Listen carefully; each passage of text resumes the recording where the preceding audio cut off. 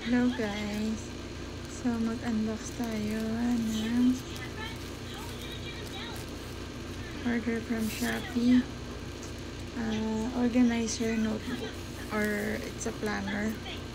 Very affordable lang siya, nasa 133 yung isa, din 111, basta ganon yung price niya.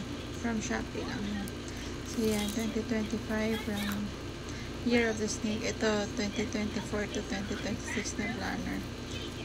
So yun, nakalagay nga monthly planner siya. Parang calendar siya na pwede mong ilagay yung gusto mong gawin or plano mong gawin for the next day or for the specific day that you want. Ayan, from 2024 to 2026 siya.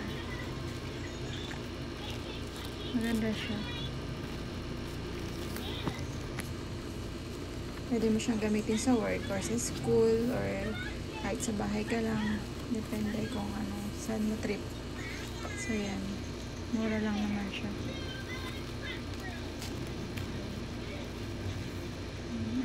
Cover din niya is plastic, so hindi siya mababasa. May calendar din siya sa gilid, tapos pwede mo lagyan ng notes.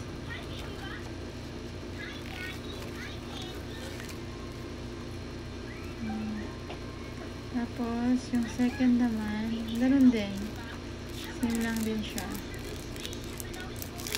pero mas bet ko yung isa. Ito kasi medyo maliit. Tingnan niyo, maliit yung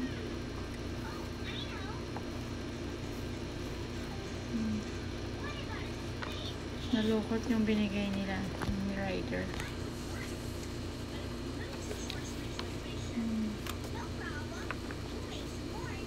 Ayan siya, mas maliit siya, pero okay na din, parang gano'n lang din naman siya. May notes din siya sa gilid, tapos yan, pwede mo rin dito mo na lang sulat mo pag ganito yung so yan, very useful to yung sa mga